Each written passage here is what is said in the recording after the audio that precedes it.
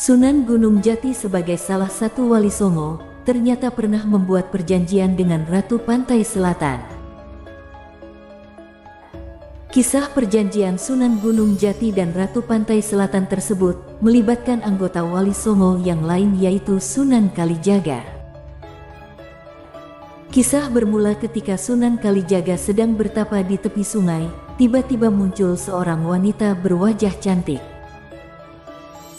Wanita tersebut berpakaian kemben dan menggunakan tiara di rambutnya dengan kain berwarna hijau mengkilap. Sunan Kalijaga meyakini bahwa kemunculan wanita tersebut merupakan makhluk halus yang akan mengganggu proses bertapa yang dilakukan. Wanita tersebut bernama Dewi Rarapanas, atau putri kedua dari Dewi Naga Selatan, yang bermaksud untuk menggagalkan pertapaan Sunan Kalijaga. Sunan Kalijaga lalu menutup auratnya karena kainnya tersibak oleh hembusan angin, dan ternyata keluarlah perwujudan sebuah keris Kalamungying. Dewi Rarapanas mundur setapak, dan Sunan Kalijaga mengatakan agar ia tidak diganggu dan menyuruh sang wanita pergi. Dewi Rarapanas menjawab bahwa ia diutus oleh ibunya, yaitu Ratu Pantai Selatan, untuk menguji seseorang yang tengah bersemedi. Tujuan Ratu Pantai Selatan mengutus putrinya adalah untuk membuktikan ucapan Sunan Gunung Jati. Sunan Gunung Jati telah menundukkannya dalam pertarungan gaib sebelum wali Songo mendapatkan izin Dewi Naga Selatan untuk menyebarkan agama Islam di Pulau Jawa. Sunan Gunung Jati mengatakan, jika suatu saat ada seorang putri dari Dewi Naga Selatan yang berhasil menggoda tapa semedi salah satu anggota wali Songo, maka akan terjadi peristiwa berulangnya perjanjian gaib antara Sunan Gunung Jati dan Kanjeng Ratu Kidul. Setelah Sunan Kalijaga menyuruh Dewi Rarapanas untuk tidak menggodanya, sang wanita berkata bahwa ia akan menyingkir jika keris milik Sunan Kalijaga diserahkan kepadanya.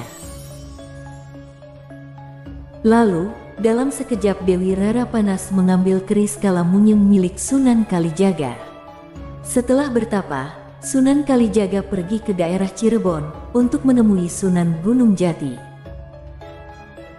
Ia menceritakan apa yang dialaminya kepada Sunan Gunung Jati.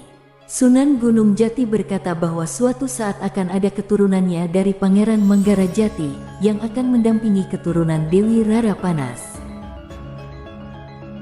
Setelah itu, Sunan Gunung Jati lalu menemui Dewi Naga Selatan di Gunung Selok, daerah pantai selatan di Cilacap, Jawa Tengah.